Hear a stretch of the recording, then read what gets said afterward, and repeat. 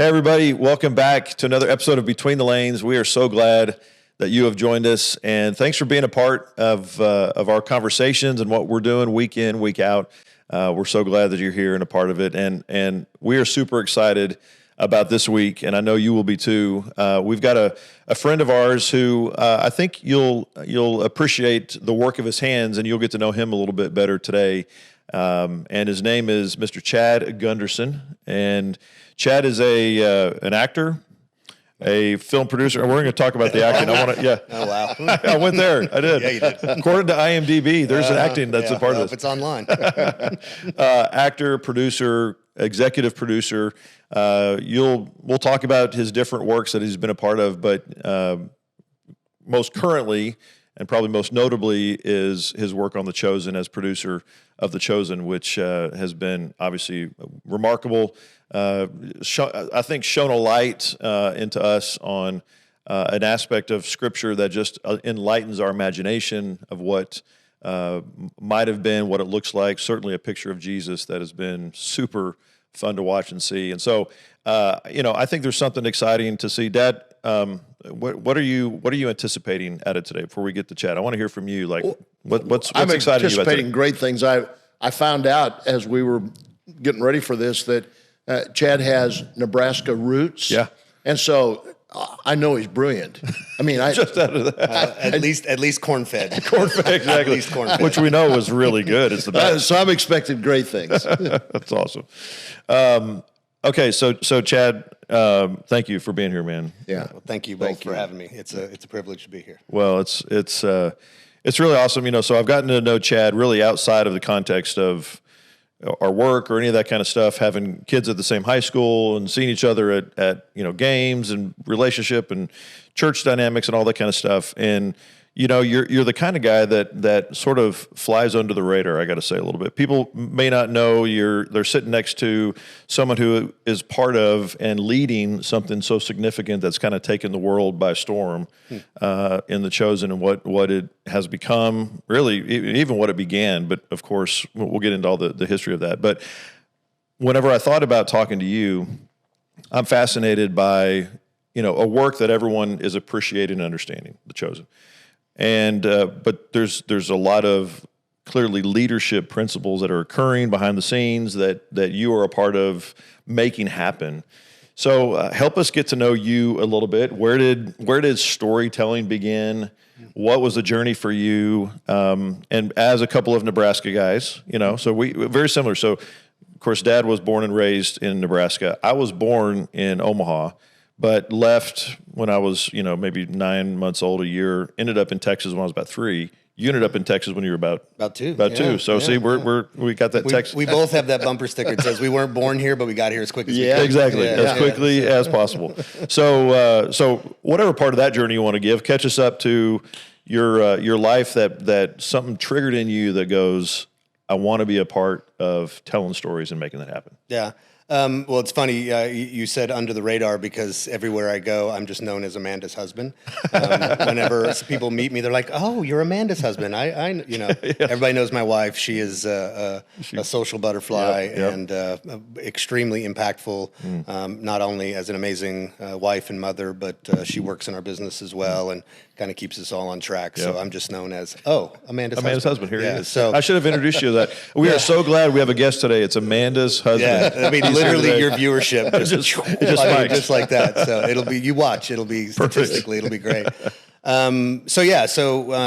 It's interesting getting into the industry because honestly, it was definitely one of those God things. I played a lot of sports, kind of did your typical Texas route, ended up playing sports in college, and I was a biology major in college. Wow. And sports medicine is what I always wanted to do. It's the route that I was going. Interning, doing all those things through college. But I started my collegiate career out in California at a small school out there playing football. And oddly enough, made their volleyball team as well. I played a lot of volleyball in high school and played club ball and stuff like that. Got a little bit of a vertical there, do you? Back in the day, I had some pretty crazy hops. That's awesome. But, and so that kind of path was where I was going. It was a weird thing though, because kind of probably about halfway through my freshman year, it just was one of those, this is not where I'm supposed to be. And so that it was definitely a moment for me where it was like, all right, it's time for me to hear from the Lord, right? You kind of always rely on your parents' faith and all those things and guidance from coaches and friends and all those different things. But I just remember being in college in California all by myself out there, not knowing anybody and just going, man, what is happening here? And so through that process, realized that sports wasn't where it was supposed to be. But looking back, you kind of always see those things of, okay, well, that's interesting what God was doing there, because all through middle school, high school, I did do a lot of theater. You mentioned the acting thing, and to be honest, it is kind of how I started in the industry. So had done a lot of theater, print work, various things like that. I'd done a couple of commercials in high school, but again, I'd never thought about it as a career. I worked at a movie theater at Movies 8 in Grapevine, old Movies 8 back in the day. I was a projectionist. So you look at all these things and how God was kind of going, all right, well, here, let's just kind of shape some things and do some things. I'm not going to tell you quite yet where we're going to go with this. And so that was kind of that process of, okay, figuring out that sports wasn't it, but being in California, I was an extra in a couple of really big movies out there because, you can kind of go do that. Find your way into a So it was just one of those things. So when I decided to come back to Texas, I was going to go down to Texas A&M with my brother. We're a pretty big Aggie family, and my brother was there. I think my son's about to go there. My wife almost went there, but that's another story. And so it just turned into one of those things where I was going to go to A&M, but I was a transfer student at that point, not a new student. And I had been accepted to A&M before coming out of high school. I had been accepted, but just chose to go to California. So at that point, I literally was one credit shy of being a transfer student to go down to A&M. I'm like, well, I guess I'll go to junior college around here or whatever in the Dallas-Fort Worth area, and actually ended up at UNT. I had a bunch of friends going there. I'm like, oh, I'll go there for a semester or two, then transfer down. And my first semester at UNT, I got cast in like 5 of the student films. Wow. Because you see the little flyer on the wall, come audition or whatever. And so I go and get cast in all these student films, and that kind of immersed me into their film department. And UNT has a very big, very successful film department. They're a huge liberal arts school. They have the #1 jazz department in the world, which who knew? I didn't know that. Like, I remember meeting people at UNT, people going, I couldn't decide between here and Juilliard, but I chose UNT for jazz, and it's very specific for jazz. Crazy. So anyway, again, very, very creative school. And again, not really, at least because I was still a biology major at that point, and I stayed a biology major all the way until my senior year at UNT. But I was kind of taking all these I'll take film theory and film history, and there'll be fun little classes that I can take. And then literally my senior year, God was like, this is what you're going to be doing. Wow. And so my senior year of college, I started my first company. And it was called Night and Day Films.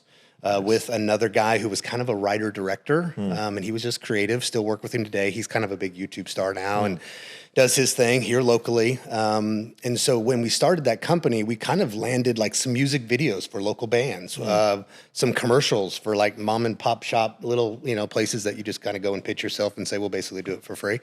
And so in that process, so he was a writer and a director, and I was, at that point, only an actor. And so I was the guy, I always say I was the guy holding the burrito, or I was the voiceover guy for the interior design firm, or Let's whatever. say it this way. You were the talent. I was the talent. I really, it was a lot of spoiling, a lot of, blue M&Ms only, things like that. Your writer was very specific, right? Very specific. And so, but in that process, our company didn't have a producer, and you needed that kind of logistical leader, put the team together type person. And so I kind of just by default started doing that and realized I just had a knack for it. And people just kind of, and again, coming out of sports and things like that. And I was kind of always that, I'll be honest, I'm more of a silent leader.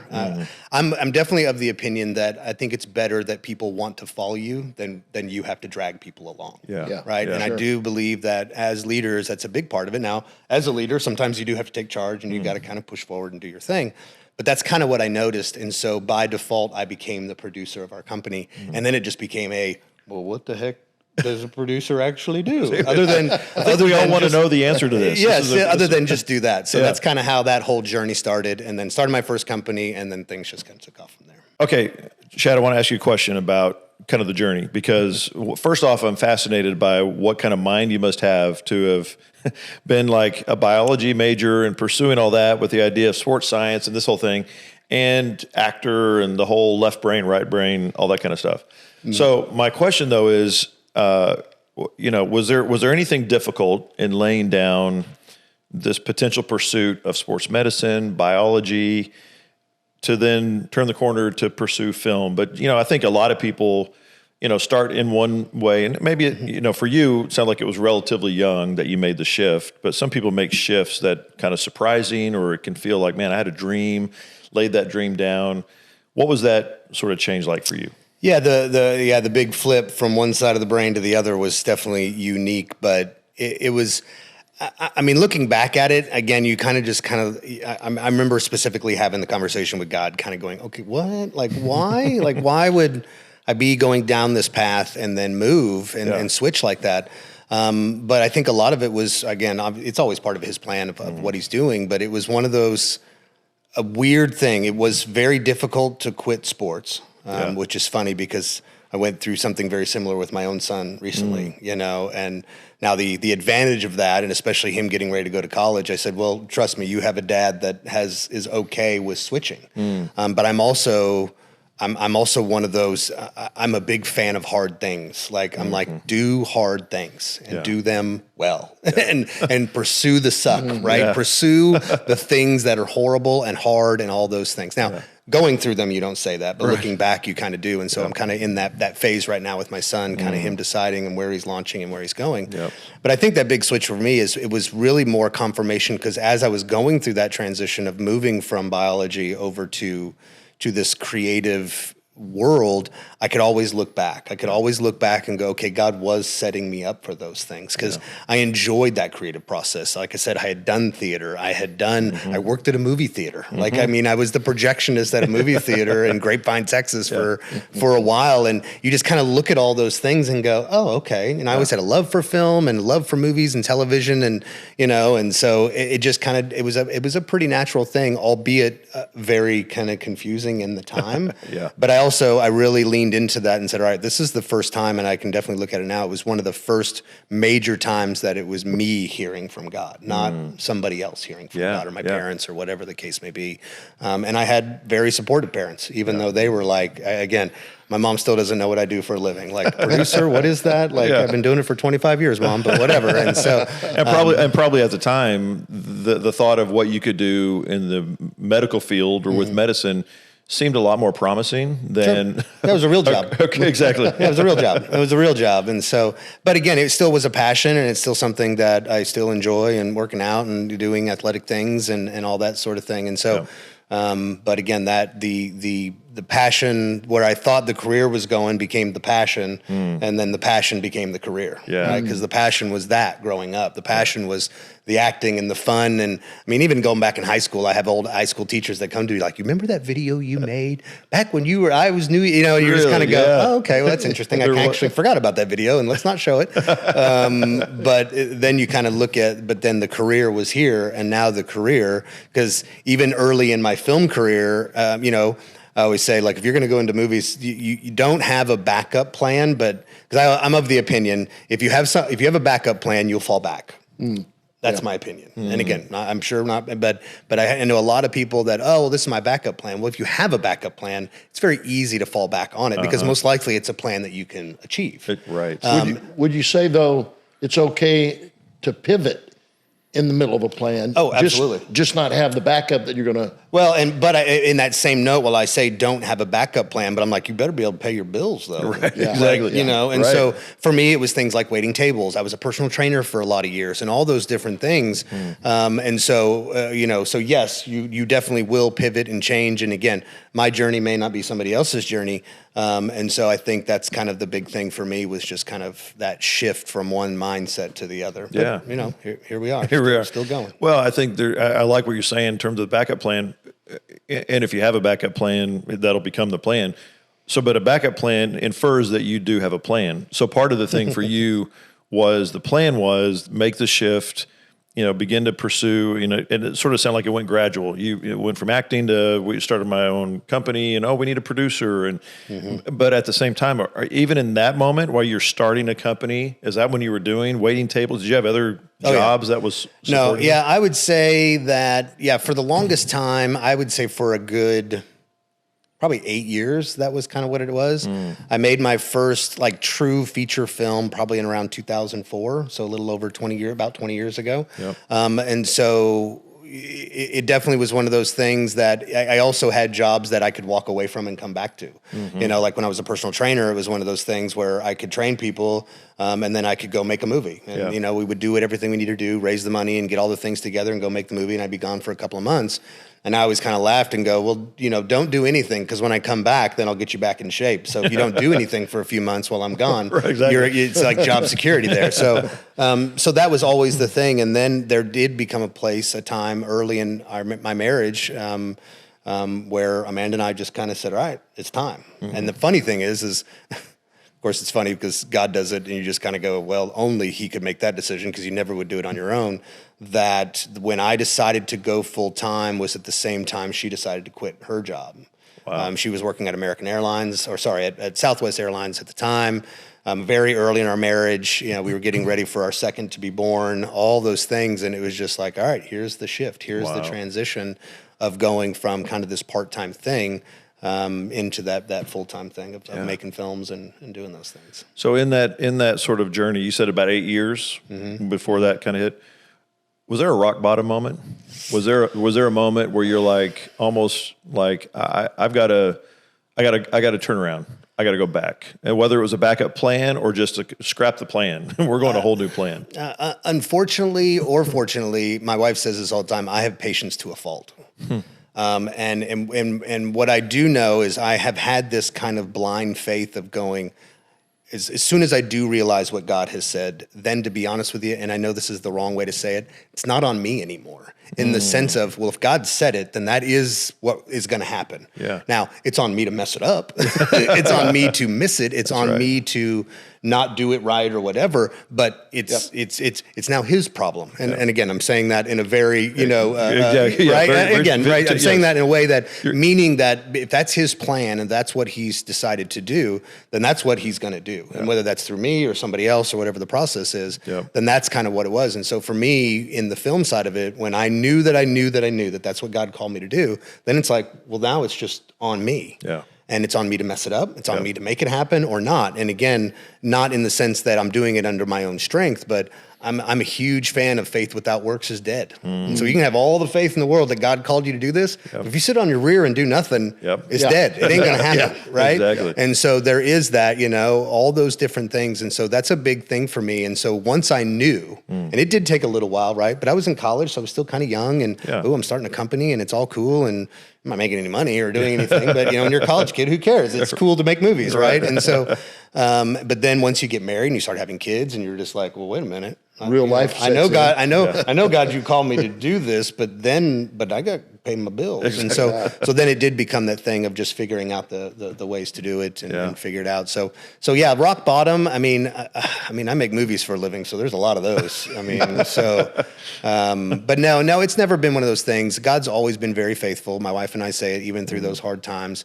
While things were very hard and very tight, and we kind of have these little miraculous find a check in your pocket type moments. Wow. God always provided for us. Bills were always paid, all those things. Again, we weren't living the lap of luxury or anything like that. So there were definitely those hardship living on faith moments. But God was always faithful for sure. Yeah, that's powerful. Well, so I know as a producer, you're responsible to develop the crew, the cast. There's 200 and some people that are a part of that effort. How do you manage, as a producer, all of the nuances of 200 people that are a part of bringing this thing together? Well, and as you're asking that, back up even for a second. And let's just assume we don't know what a producer does. Kind of like your mom still does. That's right. Yeah. So unpack that. Yeah. So everybody that knows or watches film and television, right? Everybody knows who the actors are. A lot of people know who directors are and what they do. And I still get, you direct The Chosen. And I'm like, nope, never. I've actually never directed. It is never, when I started producing, it was a very clear directive, like that you're going to produce. And so I've really never had this vision to direct, which to be honest with you, any student or film, want to be type individuals, like, oh, I want to write and I want to direct. I'm like, oh, do you? Like, do you?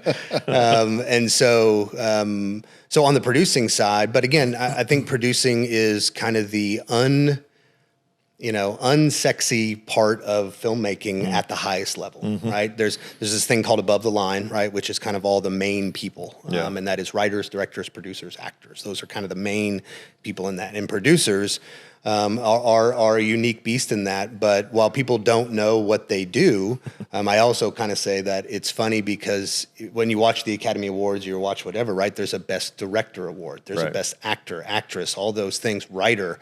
But there is no best producer. Right. But the person that gets the best picture award is the producer. Yeah. So when the big award, the main award at the Academy Awards is best or best picture. Yeah. And so that means that as a whole, the entity as a whole is the award that goes to that, and the person that's responsible for that film as a whole. Yeah. Because again, it may be very well directed, but again, it looked really bad, so it didn't get best cinematography, right? It didn't get that, but man, they did a great job directing and put all that stuff together. So I think that's a big thing. But my wife, she was reading a book years ago, and it was written by a wife of a producer.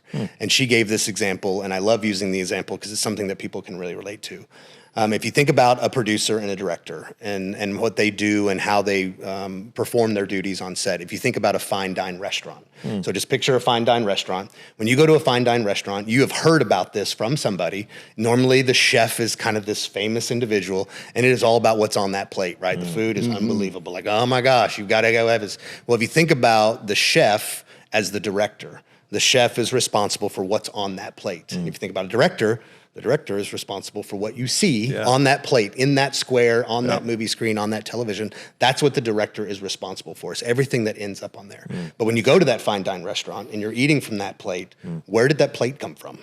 Where did the silverware come from? Right. Where did the waiter get hired, get fired? Where did the chefs come from? Who paid for the chairs? Who paid for the building?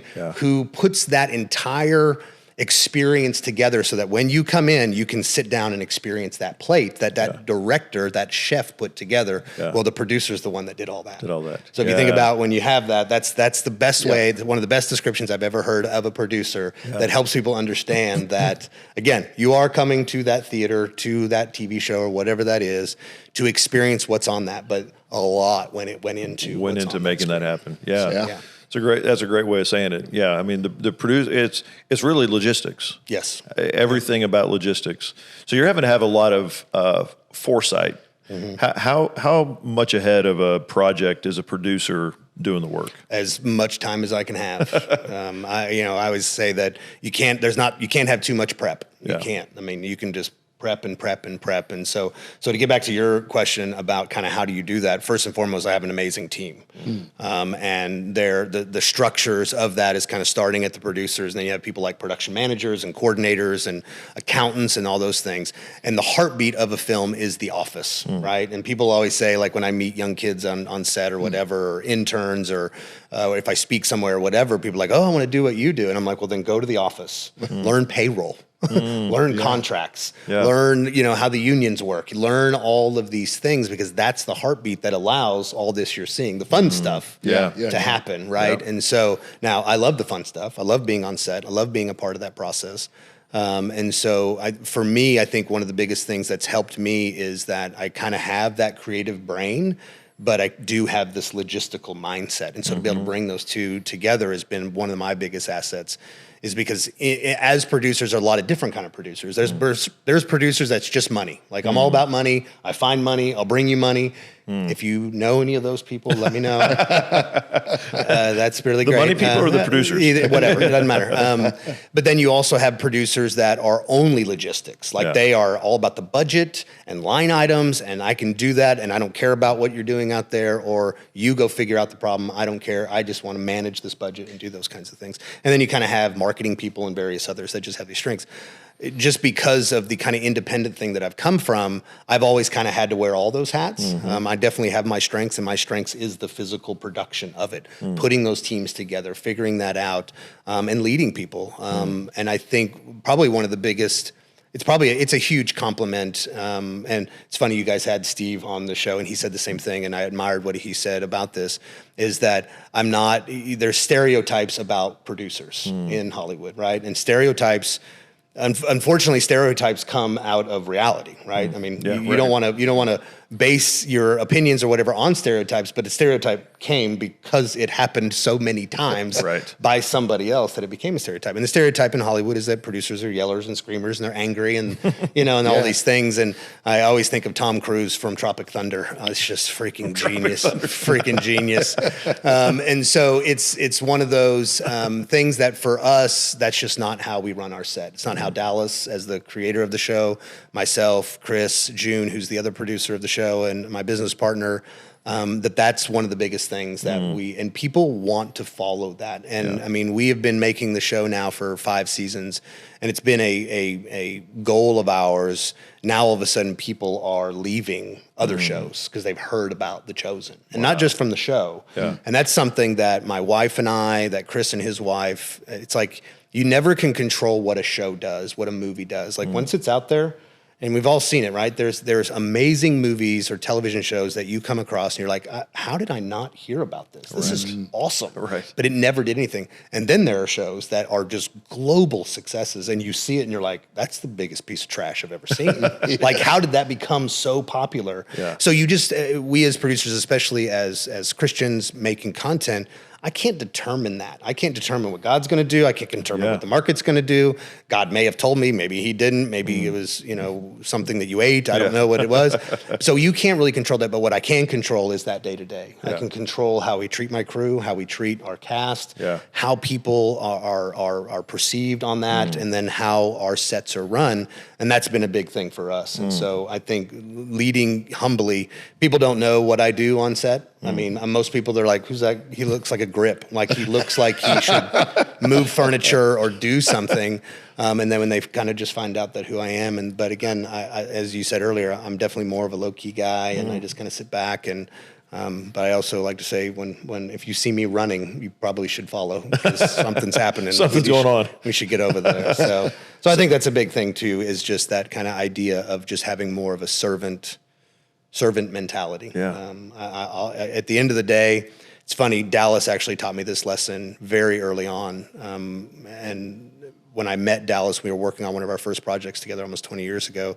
We were making this little short film out in Arizona, and something went wrong, and I was complaining. I was like, oh, this guy didn't do this. I'm telling Dallas about it, and he goes, well, Chad, are you the producer or not? And I go, well, yeah. And he goes, well, if you're the producer, then everything's your fault. Dang. And I've taken that with me, that as leaders, everything is your fault. It's at least your responsibility. Now, it may not be, it may be your fault. Right. But as the leader, if I hired you, then it's my fault. Right. Now, it's my responsibility to fix it. But I'm also of the opinion, again, not a yeller. I don't get upset. I'm pretty good at just looks of disappointment. Like, you have that moment with your son. It's just like, Exactly. And so I'm of the opinion, well, I'm never going to yell. We're not going to get upset about it. Let's solve the problem right now. And then later we'll have a conversation. Yeah.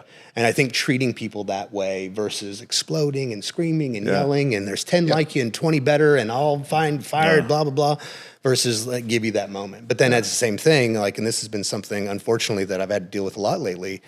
Everybody loves that part of it, but nobody loves the firing part or letting people go or all those things. And so that whole mentality of everything's your fault is something that I've really kind of held on to. But a lot of people don't want that boss position when it comes to changing someone's life potentially, right? Yeah. So there's a difference between being kind and being nice, and sometimes we want to define them the same, but they're not.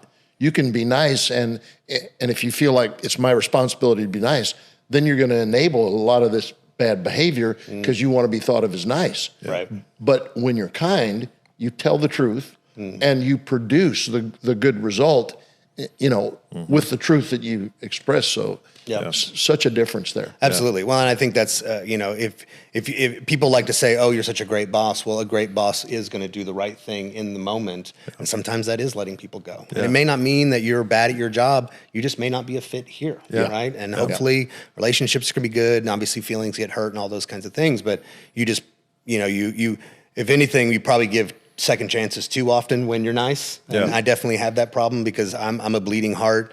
I want the best out of people. I love dreamers. We live in an industry of dreamers. Yeah. So even the lowest of the low, the PA that's never done this before, they have a dream, and I love dreamers. I love helping people pursue those dreams, even if it's not in my industry. I just love that mentality of people, and I think we live in a world that's kind of dream crushing, right? Yeah. Because that's Yeah. you can't do that. And Yeah. you can't make money at that. And I'm like, Yep. that's all true, but but but at the same time, that dream crusher. So if anything, sometimes I have that tendency to kind of go, Yeah. I give too many chances Yeah. versus actually I've done you a disservice by allowing you to be here because, and we've encountered this, is that whole, like, wait a minute, you're letting me go, but I've had 17 chances. Yeah. And hopefully I didn't give them 17 chances, but so it is that I love that comparison of nice versus kind. That's Yeah. really Yeah. good.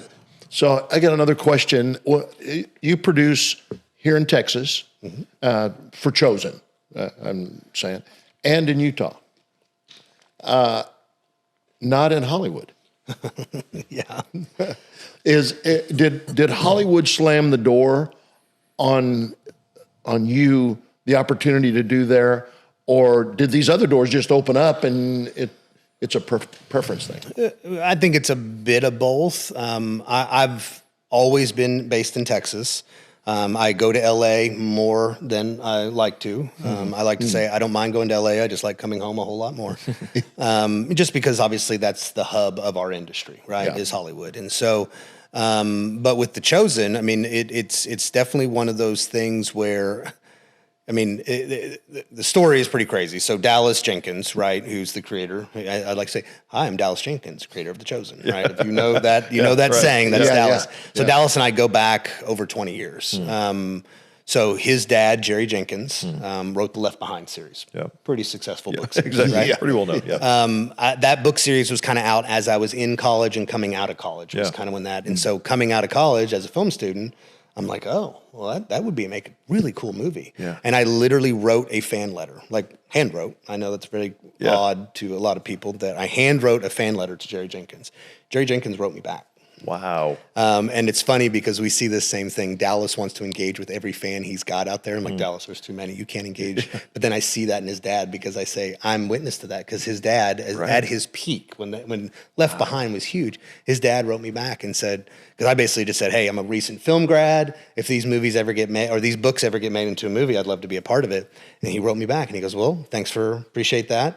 Oddly enough, my son, Dallas, also a film student, and Dallas is a couple years older than me, a year or two. He's working on turning these books into movies. So here's his information. Reach out to my son. Wow. And so Dallas and I connected. Long story there is obviously those movies got made, and Dallas and his dad separated themselves from what that was. That was not part of their vision, but but it was what it was. But so Dallas and I got connected off of that. So Dallas, they had produced one movie based off of one of his dad's short stories. But Dallas didn't direct that, and Dallas always wanted to direct. So Dallas was directing his first short film. He and I were connected, and he said, hey, I know you're a producer, which I was not a producer at that time, or at least I'd like to pretend I was. He goes, Now what you know producing to actually be. Yes, you exactly. weren't Yes, then, I can yeah. look back. And he says, I've got this other producer, but if you want to come out, we're shooting it in LA. I can't pay you because it's a little short film that we have no money for. So I literally flew myself to LA, slept in his hotel room floor and a buddy's floor for a couple of weeks as an unpaid PA on this little short film called Cliche. And by the end of that show, of that film, I was a co-producer on it. Wow. Just because I kind of stepped up and helped, and I was like, oh, I can do that. And so Dallas was kind enough to kind of elevate me to a producer. Then I produced the next short film, which was Midnight Clear with Stephen Baldwin. It was a short film. And then we did Midnight Clear as a feature, and we shot that here in the Dallas-Fort Worth area, here in Roanoke, in Grapevine, in South Lake. Oh, wow. And that was back in 2005. Wow. And so that was kind of the kind of the start. Yeah, beginning to of all that connection. Yeah. So when you think about, let's go back to the story about just setting the tone for the cast, and I think about culture, and I don't know, I think organizations, and when I think about the film industry, I don't think about culture on a set because I don't know if people naturally think of and this is probably not the right way to say it, but The Chosen is a company. It's my words. But so you've got everything from the logistics that are behind it but it's just a different kind of industry. And so in that, you have all these people and the actors and directors and everybody who's a part of it. Would you say you're part of setting the culture of the organization? And what do you do to make that happen? There's things that you practically do. You just talked about that, about just sort of the way that you maybe go against an industry cliche of producers and how you do that. Is there anything else that you do that you would say is part of setting the culture?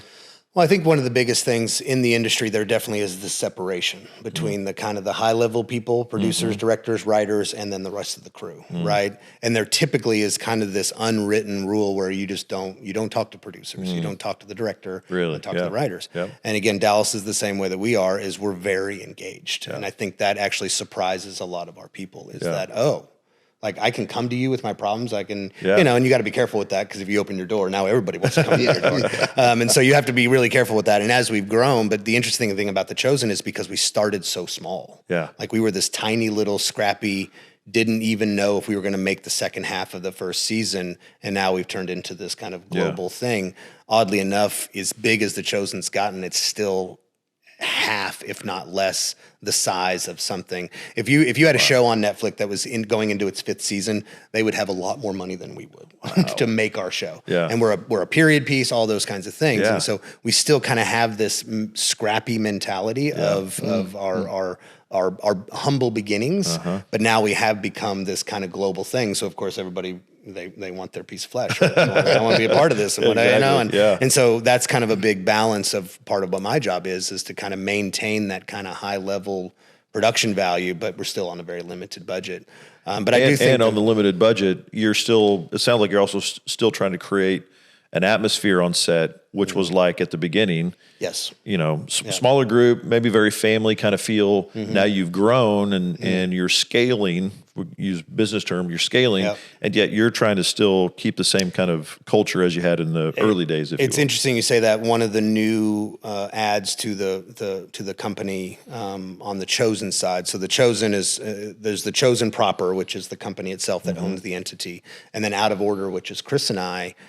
We were hired by the Chosen to produce the show. So that's kind of how the structure works. Okay. So we're not part of the company, which is actually kind of good that there's a separation there because Dallas owns that company and the natural conflict between producers and directors is supposed to be there. Yeah. And so while it's obviously Dallas' show, but if I worked directly for him, that actually probably would cause a little bit of problems, right? Because he needs that natural conflict in a healthy way. Yeah. And again, Dallas and I go way back, so we have a very healthy conflict as producer, but that's how it's always been structured. And so, but there's this new guy that came in and he is a Hollywood executive. His name is Mark Sorian, and he has worked at the highest level in Hollywood. Like you look this guy up and you're just like, why are you here? And he even kind of says, I don't even know why I'm here, but he's just, obviously it was just another one of those God things that brought him, and now he's a part of this. Wow. And one of the things that he showed us coming out of that very, very big Hollywood system is that I know you guys have operated as a family for many years.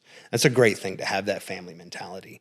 But he goes, we need to have a slight shift, and there needs to be more of a team mentality. And so what we've even modified that a little bit. Now we're a team we're a team with a family mentality.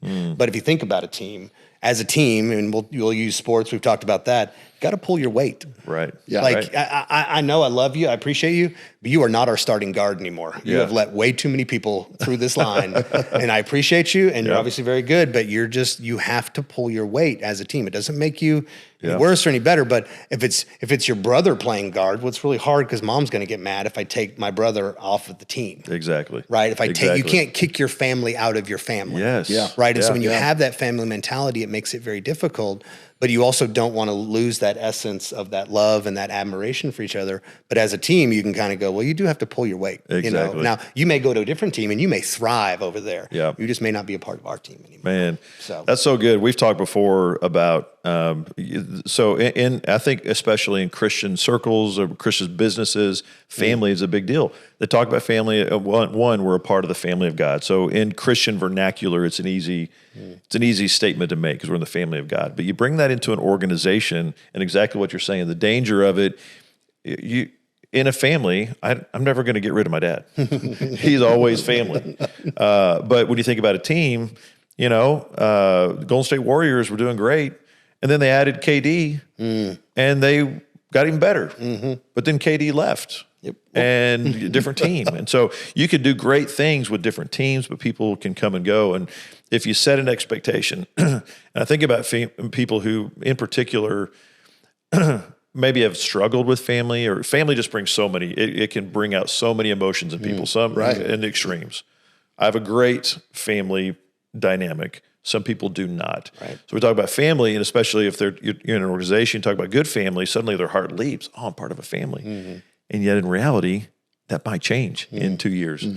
And so, so how did you make that shift? What did you begin to do to communicate the difference between family heart, but team dynamics? Yeah, well, and I think it's interesting because our industry is a tough industry. Yeah. I mean, it is, it will chew you up. And I don't care if you're a believer or not. If anything, good luck as a believer, because obviously you've got decisions to make and choices and all those different kinds of things in this industry. And that's been a huge part of my journey of saying no to things and being offered things and going, I just can't with clean conscience. And then watching God honor that, which has been an awesome thing to see. But again, in the moment, you don't see it. Exactly. It's always after, right? God's going to go, okay, what are you going to do? What are you going to do at that moment? Yeah, that's right. There's a testimony and then he'll go, there. good job. I appreciate what you did there, because that would not have been good for you. You chose wisely. So yeah, exactly. So our industry is just kind of full of that. And because it's so cutthroat and so many people want to do what we do for a living, that there is just this fear mentality on everyone. Everybody is just always afraid of losing their job. And we do work in an industry that is very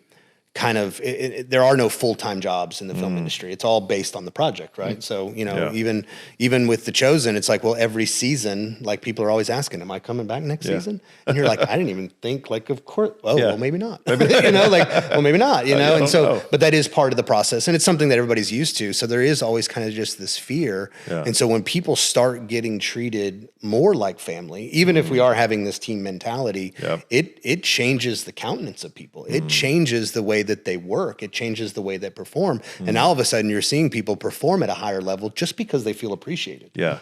And even if they aren't 100% sure whether they're going to have their job next season or not, there is this just mentality of you see me, which is actually one of the lines from our show, right? Like, I see you, I understand, and we appreciate how hard you are and how tough this job is, because this it chews you up and spits you out. I mean, we work 12 to 14 hour days every day, and then these weekends, all you're doing is laundry and sleeping. That's all you do. And then you do this on our show for 3 to 6 months at a time. Wow. And so it's just kind of one of those things where all of a sudden you're starting to see people really kind of go, oh, there's something about this. Yeah. Oh, we happen to be a Jesus show, which is kind of nice, because now we've seen salvations. We've seen people recommit their lives. We've seen people going, I don't believe in any of this stuff, but I still want to work for your show. Wow. And so that's been a good thing too, because I think, and you mentioned this a little bit, in our space, in the faith space, there's almost this expectation of, well, just do it for God. Like, I don't have to pay you. I don't have to appreciate you, but if you're doing it for God, and I'm just like, well, God does want me to pay my bills. Exactly. Like, wait a minute. Exactly. And so, and unfortunately, some of the manipulation that's happened. It's been a problem in our industry, because it's like, well, do it for Jesus and do it for all these things. And I'm like, well, my Bible says a workman's worth his wages. Exactly. That's my Bible. I don't know your Bible. Exactly. Maybe we need to go and have a Bible study or something. And, but then also the Bible says to do all things in excellence. Yeah. And so why in our industry specifically, there's always been this mentality of, well, it can be bad and it can be cheap and the acting can be bad and the writing isn't great, but because it's for the Lord, then it should be successful. And there's been examples of that. But then I kind of look around and I go, well, what about the Christian home builder or the Christian automaker or the Christian sandwich maker, right? Like they want the best people. They want the best people for the job. And I guarantee you, that home builder, every person on his site most likely is not a believer, but they're the best darn home builders he can find. That's right. Because that should be the mentality. And there was kind of that was lost a little bit in our industry for a while. And what we've tried to do with The Chosen is we hire the best people for the job. And I assure you, I would say maybe 50%, probably less than 50% of the people that work on The Chosen are believers. Wow. But they they are welcome. Yep. We love on them. We've had a lot of controversy on the show of people of different lifestyles and stuff like that. I'm like, well, what does that have to do? Like, we're not making that show, whatever it is, that controversy that you want to get upset about. That's not what we're making. Yeah. And if anything, they're here working here, and we honor them, and they are a skilled laborer, and they are those things. And so it's just amazing that our industry has had to deal with that a little bit. But it's something that we actually really lean into. Yeah. It's been a passion of Dallas's. It's been a passion of Chris and I's, and a lot of the other team. It's just, I want the best person for the job, period. Okay. We're talking about culture in this. Well, I believe that culture sort of flows out of a value system.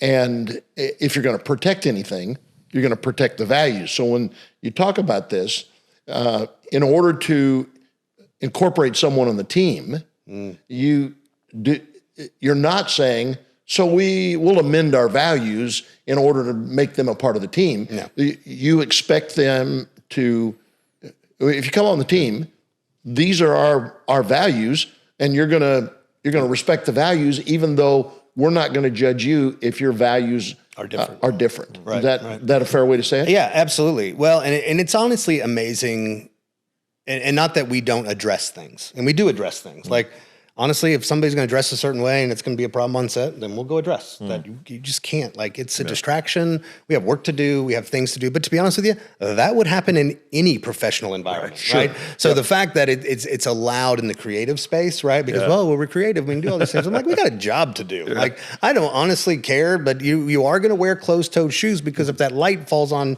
I know you want to wear your flip-flops and all those kinds of things, and obviously it can go well beyond flip-flops. I'm using that as an example. And we've had to address those things. And again, it's just how you treat people, and you can honor people in those moments, and versus insulting them or trying to put them down, again, whether it's part of their lifestyle or their belief system, but again, we have people from all faiths, all walks of life.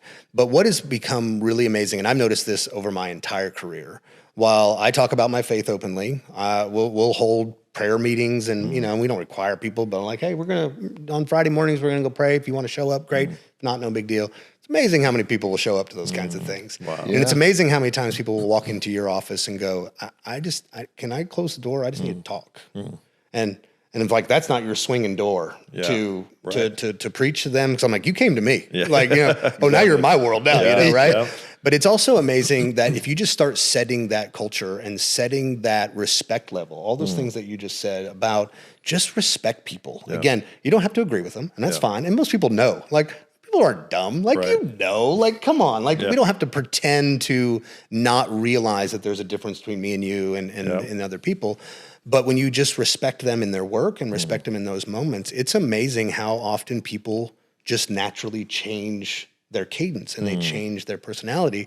Like we don't address cussing on set, for example. Like, we don't address that. Now, if somebody goes, like, again, but same thing. If you were in a normal office and somebody was just reaming out, like, the boss would walk over and like, hey, all right, that's enough. That's enough. Yeah. You've proven your point. Like, and so if that happens, which honestly it's never happened, but if it did, we would do that. Yeah. But it is amazing how many times, and I don't ever say anything to people, that people will start cussing up. Oh, I'm so sorry. I'm like, I didn't tell you not to. Right. But it's just that presence, right? It is that godly presence of godly leadership where people are just going to kind of respond to that. I don't have to say anything or do anything.